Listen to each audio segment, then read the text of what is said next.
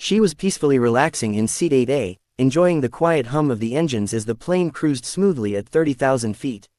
Her eyes drifted over the soft glow of the cabin lights reflecting on the window beside her, painting gentle patterns across her face as she leaned slightly toward the glass.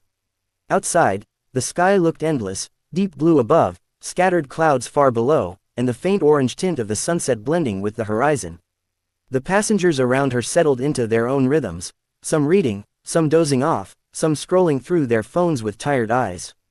A quiet, peaceful atmosphere filled the air, the kind of calm that makes you forget you're inside a machine flying miles above the earth. She pulled the blanket a little tighter around her shoulders and closed her eyes for a moment, taking in the soothing sensation of the steady vibration under her feet. The engines hummed in a steady, confident rhythm, the kind that made even nervous passengers feel safe. Flight attendants moved slowly down the aisle, whispering softly as they checked on passengers or refilled drinks. Everything felt perfectly normal, perfectly safe, perfectly predictable.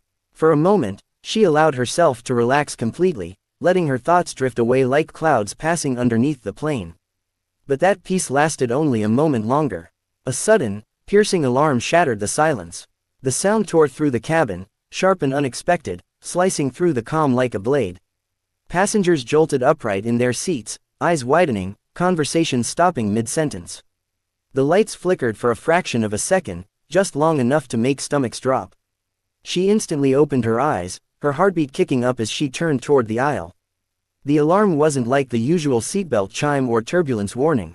This sound carried urgency, danger, something that didn't belong in such a calm moment. A flight attendant hurried past her row, her face no longer calm and polished but tense, focused, moving quickly toward the cockpit. Something was wrong, terribly wrong. The plane dipped slightly, not enough to throw people forward, but enough to make their bodies shift in their seats. A few passengers gasped softly. A child began to cry somewhere behind her. She straightened in her seat and gripped the armrests as she felt a strange tremor in the aircraft's movement, something uneven, something the plane wasn't supposed to do. She glanced toward the front, watching as the flight attendant reached the cockpit door, tapped rapidly, waited no more than a second, then pushed it open with urgency. The door shut again quickly, but not before she caught the briefest image of chaos inside: flashing lights, frantic movement, something slumped over in the left pilot seat. Her stomach tightened. Inside the cockpit, the captain was slumped forward, his head hanging, his hands lifeless on the controls as warning lights blinked everywhere. The co-pilot's voice rose above the alarm, tense and shaking, calling the captain's name, checking his pulse, trying to lift him up, trying to keep the plane stable all at the same time. Outside the cockpit door, passengers exchanged frightened glances, their confusion turning slowly into panic. The plane pitched slightly downward again. She felt it immediately, the subtle drop, the shift in pressure, the way her body leaned forward just a little too much. People clutched their armrests and looked at one another with rising fear. The mother of the crying child pulled her son tightly against her chest, whispering something soothing despite the tremble in her voice. A man in the aisle seat stood up halfway, then hesitated, unsure whether to move or stay put.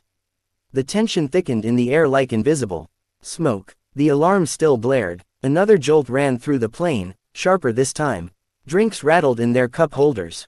Overhead bins shook. A buzzing murmur of fear began spreading through the cabin. She felt her heart pounding against her ribs, but there was something else, a strange, steady instinct rising inside her.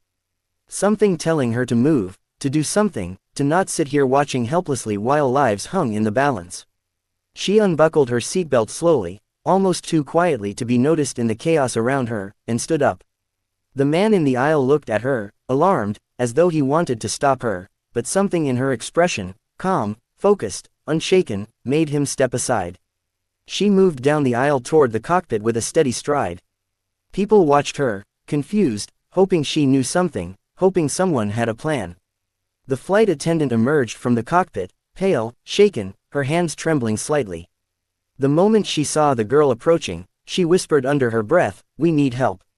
The girl nodded once. She didn't hesitate as she reached the cockpit door. She gently pushed it open, stepping into a world of flashing lights, warning sounds, and frantic energy. The co-pilot looked up, his face pale, sweat shining on his forehead, panic filling his eyes. "The captain, he's unresponsive," he said, voice cracking. I'm trying to stabilize the aircraft but..." She reached him and touched his shoulder lightly. Take a breath. Tell me what you need. Something in her voice cut through the panic. Calm, steady, grounded, like she had walked into emergencies before and understood how to navigate them. The co-pilot swallowed hard, forcing himself to breathe, then pointed at the controls.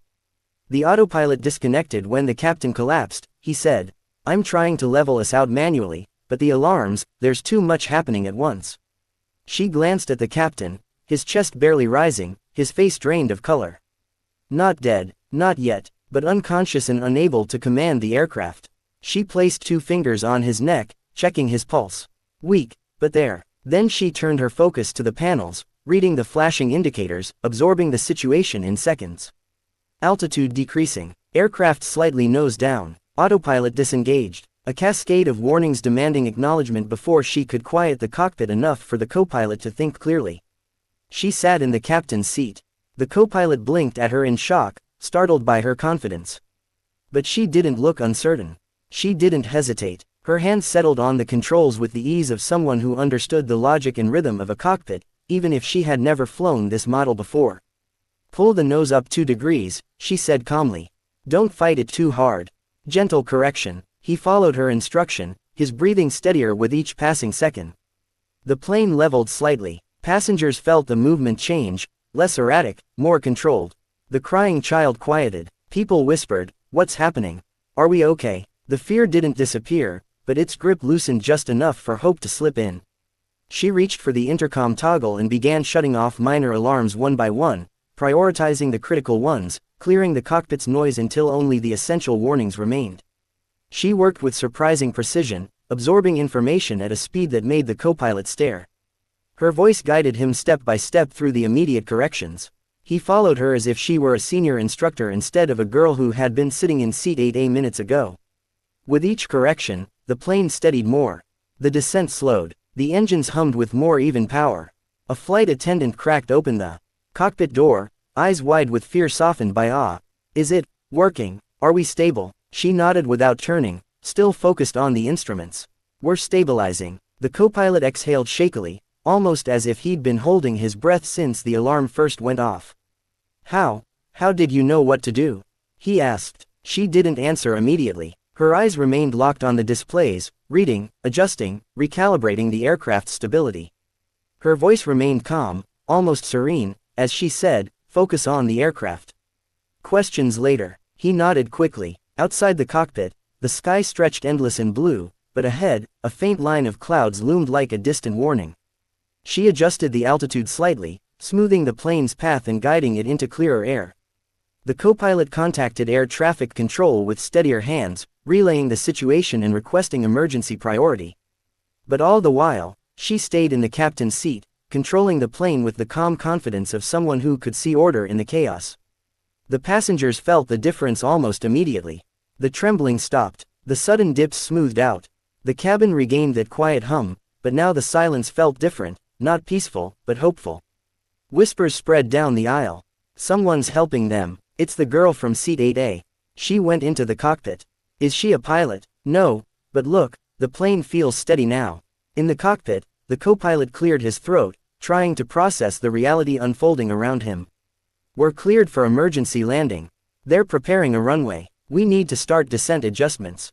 She nodded. I'll guide you. Together, they worked through the procedure, her voice calm, his hands steadying as he relearned confidence through her presence. They adjusted flaps, reduced throttles, aligned the aircraft for approach. Every movement became smoother, every correction more precise. The storm of alarms had long faded. The cockpit felt normal again, or as normal as it could during an emergency. Minutes passed in focused silence. Then the runway came into view. Lights lined the path like a promise of safety, stretching across the earth below. The co-pilot swallowed tightly, his nerves returning as the final moment approached. You've got this, she said softly. Just trust your training. He nodded. The plane descended. Passengers held their breath, clutching armrests, whispering prayers. The wheels touched the runway with a jolt, not perfect, not smooth, but safe. The plane bounced once, then stabilized, rolling along the concrete until finally slowing into a long, trembling stop. Silence. A long, heavy silence. Then applause erupted through the cabin, a loud, emotional wave of relief and gratitude. People cried, hugged, cheered, whispered thanks to the unseen heroes in the cockpit.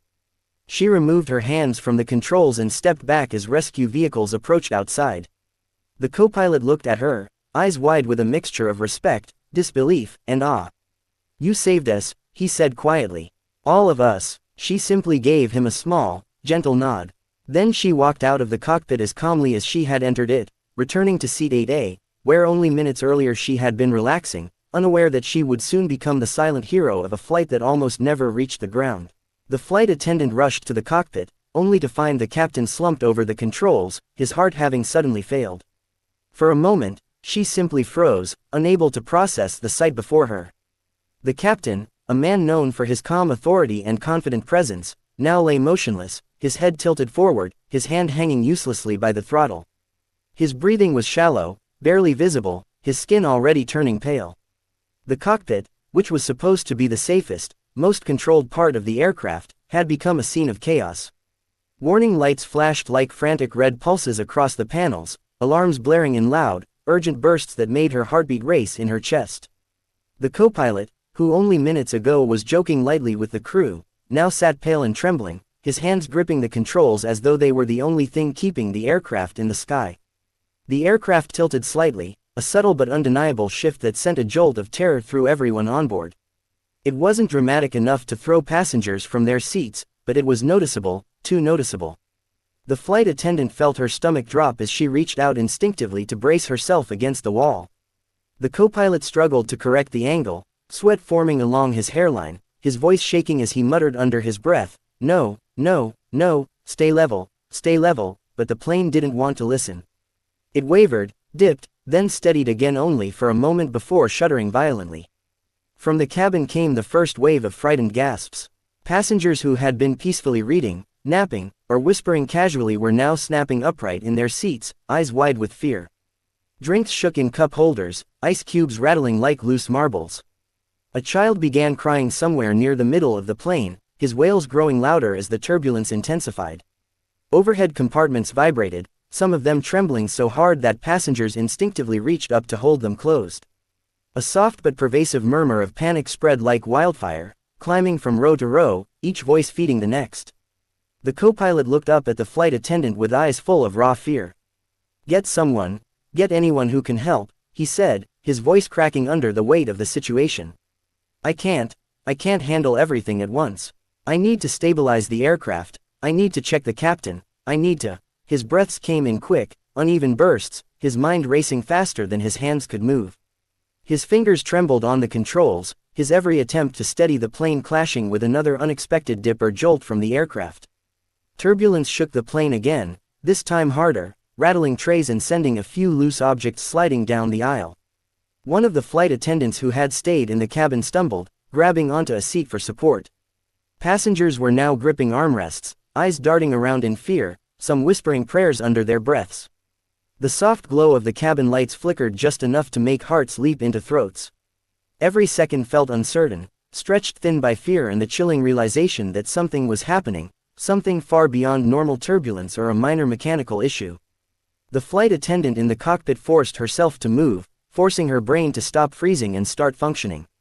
She knelt beside the captain and shook his shoulder gently but urgently, calling his name again and again. But his body remained limp. She pressed 2 fingers to his neck, searching frantically for a pulse. After a few agonizing seconds, she found one, but it was faint, barely there, like a candle struggling against the wind. A wave of both relief and dread washed over her. He was alive, but only just. And, even if he wasn't gone, he was far beyond the ability to fly the aircraft or make any critical decisions.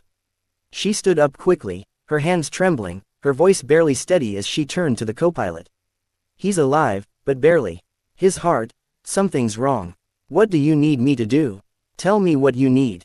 He shook his head frantically. I don't know. There are too many warnings. Autopilot disengaged, altitude drop, pressure fluctuation, systems are overloading. I can't think straight." He adjusted the controls, pulling back slightly, trying to level the wings. For a second, the aircraft responded. Then it lurched again, a sudden drop that made her grab the back of his seat to keep from falling. In the cabin, Passengers shrieked as the plane dipped, some clutching at each other as the aircraft plunged downward for a heart-stopping moment before jerking back up. Oxygen masks didn't drop yet, but several passengers reached up toward them anyway, desperate for anything that felt like control. The turbulence worsened, shaking the plane as though some unseen force outside was gripping it with both hands and twisting. The sound of the engines changed pitch, rising slightly in a way that no one on board liked. A loud clatter erupted as a metal tray tumbled down the aisle, sliding toward the back as the plane tilted again. The flight attendant rushed out of the cockpit and into the aisle, trying to calm the passengers despite her own fear clawing at her throat. "Please remain seated and keep your seatbelts fastened," she called, doing her best to pitch her voice above the noise. "We are experiencing temporary turbulence," but passengers could see the panic in her eyes.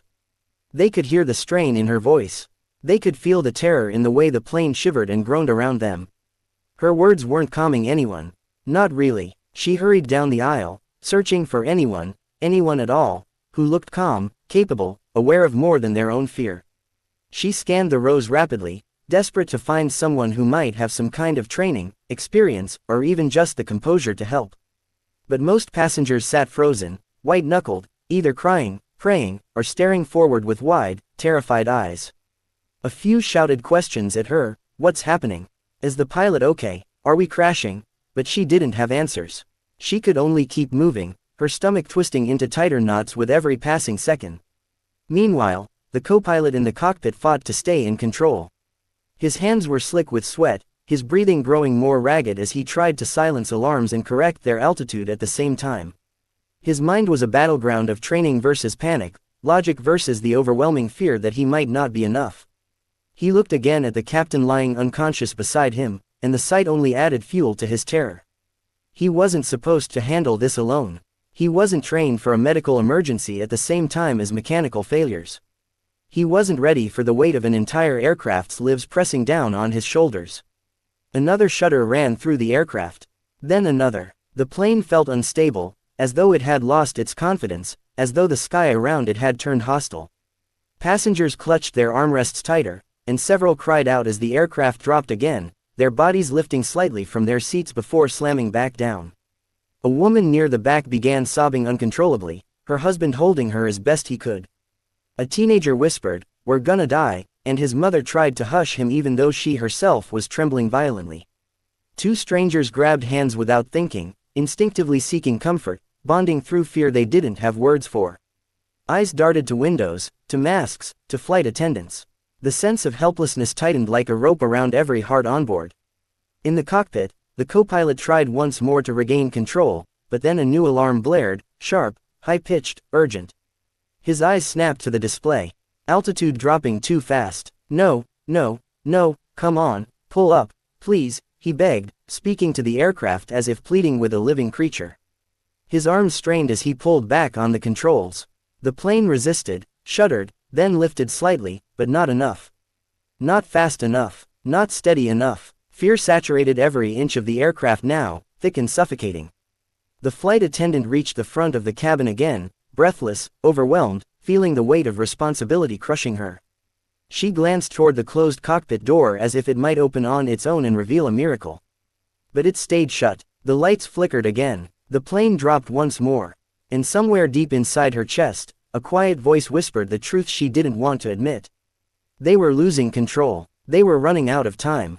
And unless someone stepped forward, someone calm, someone capable, someone who understood more than fear, this flight was going to end in tragedy. Amid the chaos, the girl in 8A stood up, steady and focused. While the cabin shook and passengers panicked, she moved with a calm that did not belong to the moment. The plane lurched again, a rough, jolting motion that sent several people gripping the armrests with white knuckles, yet she did not lose her balance. Her expression remained sharp, serious, unshaken by the fear that had swallowed the rest of the cabin. She pushed through the narrow aisle, carefully but firmly, navigating around trembling hands, spilled drinks, and people crying quietly into their hands. Something about her presence created a small clearing of attention. Some passengers stared at her as she passed, as if sensing that she was moving with purpose, that she knew something they didn't. The flight attendants had been struggling to maintain composure, their voices wavering as they tried to reassure passengers. But when they noticed the girl walking forward with so much confidence, one of them stepped aside almost instinctively, as though recognizing a kind of authority in her presence. She didn't look back, she didn't hesitate, she reached the cockpit door, still shaking under the force of alarms and turbulence, and knocked only once before pushing it open. Inside, chaos was everywhere. Warning lights flashed in frantic rhythms, filling the cockpit with a red glow that felt more terrifying than the darkness outside. The co-pilot was breathing too fast, panic tightening every muscle in his body. His hands were shaking on the controls, his voice cracking each time he attempted to radio for help. Papers from the captain's binder had scattered across the floor, flapping slightly with every tremor of the aircraft. The captain remained unconscious, slumped in a position that made it painfully clear he was no longer a part of the fight to save the plane. The girl stepped inside and shut the door behind her, her eyes immediately scanning the instrument panel. She absorbed everything in seconds, altitude dropping more quickly than it should, angle slightly nose down, speed fluctuating in uncomfortable patterns, autopilot disengaged, oxygen saturation warning for the captain's seat, and several more indicators blinking insistently that demanded immediate attention. She didn't panic, she didn't freeze, she slid into the jump seat behind the co-pilot, leaning forward so she could see every gauge, every critical display. The co-pilot looked back at her, bewildered. "You shouldn't be in here," he said, his voice trembling, but even he sounded relieved to see someone who wasn't falling apart. She didn't answer immediately. Instead, she reached for the laminated emergency procedures manual tucked into the compartment beside the co-pilot. Her hands did not shake. She opened it quickly, flipping through pages with practiced speed, her eyes scanning lines as if she had memorized the rhythm of the words long ago.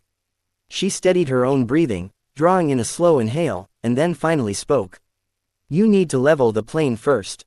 Slowly. Don't pull too hard or you'll overcorrect," she said, her voice firm and clear. The co-pilot blinked in disbelief. I'm trying, but the inputs aren't responding the way they should." "Then reduce thrust slightly and trim nose up. Just a little. Do it now," she instructed. He followed her voice, shaky at first, but the steadiness in her tone seemed to anchor him. The plane responded, hesitant at first, then gradually easing into a more stable angle. The descent slowed. The shaking became less violent, though still present. The alarms continued to blare, but the situation no longer felt like an unstoppable free fall. She read aloud from the manual, flipping pages without losing her place even as the plane jerked again. "Stabilize. Altitude. Confirm flight path. Reset primary autopilot channel. Check control surfaces for obstruction." Her voice filled the cockpit with something it desperately needed: order. The co-pilot swallowed hard and adjusted the throttle again, then trimmed as she directed. The plane's nose lifted another degree. The altimeter's downward crawl eased slightly. Outside the cockpit windows, the sky finally looked less crooked, less like a tilted painting and more like something that could be navigated again. Passengers in the cabin felt the change immediately. The chaos did not disappear, but the plane no longer felt like it was falling from the sky. A few people lifted their heads, tears still wet on their faces, eyes wide with hope. Flight attendants exchanged silent glances, sensing that something inside the cockpit had shifted. The girl leaned closer to the co-pilot, pointing to a set of controls on his right. "Your hydraulic pressure is uneven on the left side. That's why your corrections are delayed. Compensate by easing into each adjustment instead of jerking the control column." "How do you?" he started, but she cut him off. "Focus. We need to silence the non-essential alarms first." She reached for the alert reset switch and tapped it, clearing several of the redundant warnings. The cockpit became quieter, not silent, but no longer deafeningly overwhelming. With the noise reduced, the co-pilot could finally focus.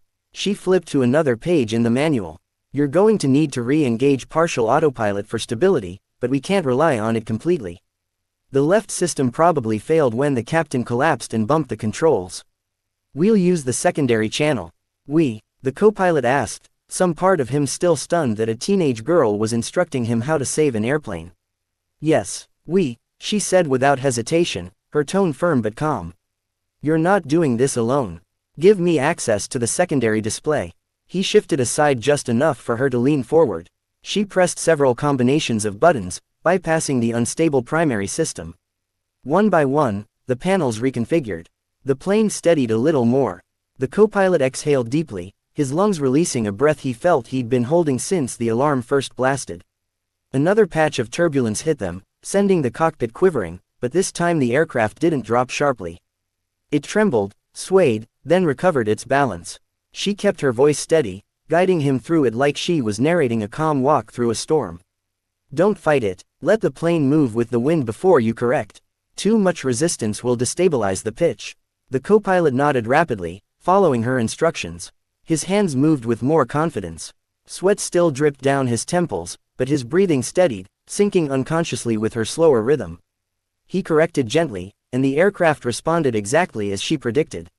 Minutes passed like hours. Every second required precision. Every correction mattered. Her eyes moved constantly, gauges, switches, displays, the horizon, the manual, absorbing all of it with a focus so intense it seemed impossible for someone so young to possess. She never raised her voice. She never allowed fear to edge into her words. She spoke with quiet power, the kind that reached into panic and moved it aside. The co-pilot called air traffic control again, his voice clearer. Mayday, Mayday, this is Flight 204.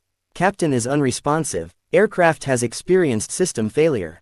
We have assistance in the cockpit. Plane is stabilizing. The girl heard the confusion from the controller even through the static, but she didn't react. Instead, she pointed to the flaps indicator. Set flaps to 2 degrees for now. Once we're fully stable, we'll adjust again for descent. We're descending, he asked. We don't have a choice. The captain needs medical attention. And the longer we stay at high altitude with partial systems offline, the more dangerous this becomes. He nodded again. In the cabin, the change was noticeable. Passengers who had been sobbing now looked around in bewildered confusion, realizing that the trembling had eased. The plane still vibrated, still shook occasionally, but nothing like before. The girl's seat, 8A, sat empty, and the people nearby whispered softly, some praying for her, some wondering what she was doing, some sensing that the shift in the plane's behavior had something to do with her disappearance into the cockpit. Back inside, she ran through more checks. She adjusted the throttle slightly when the co-pilot's attention drifted. She silenced another alert. She read instructions aloud, faster now, flipping pages with expert speed. The plane responded to her like it trusted her more than it trusted the systems onboard. The co-pilot finally asked, "Who are you?" But she didn't answer. Not because she didn't want to, but because the altimeter dipped again and she immediately returned to guiding the aircraft. Her priorities were clear. Saving the plane came before explanations. The sky outside darkened as clouds loomed ahead. She pointed toward the radar display. There's a storm patch in front of us. We need to adjust course 3 degrees right. He nodded and corrected. She took over the secondary navigation screen, tapping efficiently through settings that would normally take pilots minutes to reconfigure. Her fingers were fast but precise. Every action she took had purpose. The plane glided around the edge of the storm, avoiding the worst of the turbulence. For the first time since the captain collapsed, the aircraft felt almost normal. Almost. The co-pilot stared at her again. You just saved hundreds of lives. She ignored the praise and adjusted a setting for descent. Her voice lowered slightly, more serious now. We're not done yet. Landing is the hardest part. The co-pilot straightened his posture, feeling her confidence fuel his own. Then let's finish it. She guided him through the descent checklist step by step. She monitored the autopilot backup like someone who had done it 100 times. She corrected minor errors before they even showed up on the instruments. And slowly, steadily, the plane began lowering toward the earth in a controlled, intentional glide. Passengers felt their ears pop. The flight attendants, almost trembling from the surge of hope, whispered to each other that they might make it. People clutched hands, some crying with relief, others staring toward the cockpit with gratitude they couldn't put into words. And through all of it, the girl in 8A kept guiding the plane, her voice calm, her action steady, her presence powerful enough to anchor an entire aircraft in the middle of chaos. She saved them not with superhuman strength, not with dramatic gestures, but with quiet intelligence, unwavering focus, and courage far greater than her age. Every move she made brought the plane back under control. Every instruction she gave pulled them a little further away from disaster. And every second she spent in that cockpit rewrote the fate of everyone on board. The moment the alarms faded into a distant echo and the violent shaking of the aircraft settled into a manageable tremor, an almost unreal quietness spread through the cabin. It was the kind of silence that didn't feel peaceful, it felt stunned, breathless, suspended somewhere between fear and disbelief. The passengers were gripping their armrests, some with eyes still closed, others with their hands clasped together as if afraid to let go. But slowly, that quiet began to shift into something else, something warmer, something resembling hope. Because standing in the cockpit doorway, her chest rising and falling with controlled breaths, was the girl from seat 8A, the one no one had paid attention to an hour ago, the one who had stepped forward at the exact moment everything was falling apart. The co-pilot looked at her with a mixture of exhaustion and admiration, his hands still trembling slightly on the controls as she continued reading out the correct settings, recalibrating the systems one by one. Outside, the sky was still a restless swirl of clouds, but the aircraft was no longer tilting or dropping. It was stable, not perfect, not entirely safe yet, but stable enough that life inside the cabin began to feel possible again. She leaned in slightly, monitoring the descent rate, cross-checking the airspeed, adjusting the flaps by instructing the co-pilot exactly when to make each move. There was no hesitation in her voice, no tremor of doubt. Every instruction was precise, timed, and deeply confident, as though she had been preparing for this moment her entire life. Back in the cabin, passengers slowly lifted their heads. Some wiped tears from their faces, some exhaled breaths they didn't realize they had been holding, and others simply stared at the cockpit with wide eyes, trying to understand how a girl, barely old enough to be traveling alone, had taken command in the darkest moment of the flight. A mother clutched her sleeping toddler closer, whispering a shaky prayer of relief. An elderly man who had been gripping the seat in front of him relaxed his shoulders for the first time since the ordeal began. A couple sitting near the middle section looked at each other, tears streaming down their faces, still overwhelmed but beginning to believe that maybe, just maybe, they were going to survive. The aircraft continued its descent, slowly dipping through the thick layers of cloud. The girl stepped fully into the cockpit, scanning the instruments once more. The captain still sat slumped over in his chair, motionless, and a faint ache tugged at her chest when she looked at him. But she gently pushed that emotional weight aside. There would be time later to mourn or to worry about what had happened. Right now, every second mattered. She had to keep the co-pilot steady, keep the aircraft on track, and ensure that every soul on board had a chance to land safely. The radio crackled to life as air traffic control gave updated instructions. The co-pilot tried responding, but his voice wavered. She placed a steadying hand on his shoulder, nodding at him to breathe, then leaned closer to the microphone and clearly relayed the information back. Her tone was calm, clear, controlled, so composed that the controller on the other end paused, likely trying to figure out who she was and how she had stepped into a role no passenger should ever have needed to fill. But there was no time for explanations. They were still thousands of feet above the ground, but the descent needed to be managed with perfect balance. Too fast, and the plane would land hard. Too slow, and they risked stalling. The girl calculated everything with sharp precision, her mind moving faster than the panic that still hung heavy in the air. The runway was being cleared below. Emergency vehicles were already lining up on both sides, ready for whatever outcome awaited. The girl instructed the co-pilot to adjust the throttle, then check the landing gear deployment.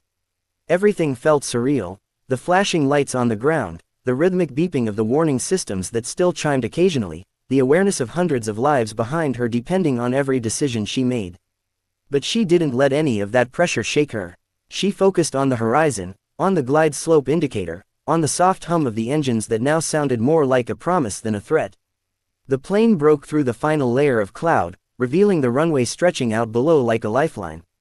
Passengers gasped softly as they saw the ground for the first time since the chaos began. Someone sobbed openly in relief. Someone whispered, "Thank God." But all eyes were drawn to the cockpit, where the girl leaned forward slightly, her eyes locked on the landing path. She guided the co-pilot step by step, her voice unwavering. "Lower the nose slightly. Maintain this speed. Don't overcorrect. Keep it steady." The co-pilot followed her instructions with newfound confidence, trusting her completely. The wheels approached the runway. The cabin tensed as one body. Every heartbeat seemed synced, every breath held in unison. The co-pilot pulled back gently at the exact moment she told him to. The landing gear touched the ground with a firm but controlled thud. The aircraft bounced once, then steadied. The engines roared as reverse thrust engaged. The plane slowed more, slowed until the terrifying speed of the sky became the manageable roll of an aircraft safely grounded. The moment the plane stopped, the cabin erupted, not in chaos, but in overwhelming, emotional relief. People cried openly, some prayed, some laughed through their tears. Others simply sat frozen, unable to process the miracle they had just witnessed. The co-pilot slumped back in his seat, closing his eyes as if trying to absorb the reality that they had survived, that the aircraft was intact, that the passengers were alive. He turned to the girl slowly, his voice cracking as he whispered, You saved us." She stepped back from the controls, her breathing still steady, though her hands trembled now that the danger had passed. The adrenaline that had carried her through the crisis began to fade, replaced by a soft, tired ache. She looked around the cockpit, the dim lights reflecting in her eyes. She didn't speak, not out of pride, not out of shock, but because she didn't feel like a hero. She felt like someone who had simply done what had to be done. When she stepped toward the cabin, the entire plane seemed to fall silent again. Passengers watched her with awe, their eyes filled with gratitude, admiration, and disbelief. A young woman near the front stood and clapped shakily. Then another joined in, and another. Soon the entire aircraft echoed with applause, a deep, heartfelt applause that carried the emotions of every terrified second they had endured. It wasn't loud like a celebration, it was powerful in a different way. It was the sound of people thanking the one person who had given them a second chance at life. She tried to smile, but the weight of everything that had happened pressed hard against her chest. She took a small breath, nodded once, and let the relief sink in just enough for her hands to stop shaking. Paramedics entered the plane to assist the captain and check on passengers. The co-pilot stepped out to speak with emergency crews, but not without turning around to look at her again, gratitude flooding his eyes. As the passengers slowly began to disembark, many paused beside her. Some whispered thank you with trembling voices. Some took her hands in theirs, squeezing tightly. Some simply met her eyes with tears running down their cheeks. She didn't know what to say to any of them, so she just nodded, acknowledging their feelings silently. She didn't feel like the girl from Seat 8A anymore. She felt like someone who had walked through a nightmare and somehow guided others out of it. Outside, news crews had begun gathering at the edge of the runway, alerted by the emergency call and the extraordinary landing. But when she stepped off the plane, she kept her head down, not seeking cameras or recognition.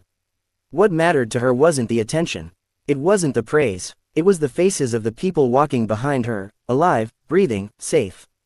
Long after the plane had been emptied and the noise around the runway faded, she stood quietly near the terminal window, watching the aircraft she had helped save. The sky was calmer now, painted with soft streaks of fading daylight. She thought of the moment she stood up from Seat 8A, of the chaos she had walked into, of the life or death decisions she had helped navigate. And she knew deep in her heart that this day would stay with her forever, not because she wanted it to, but because some moments mark you in ways you can never escape. But as she exhaled slowly and closed her eyes for a brief second, she also knew another truth. At 30,000 feet, when everything was collapsing around them, she had chosen courage. And that courage had saved an entire plane full of people who would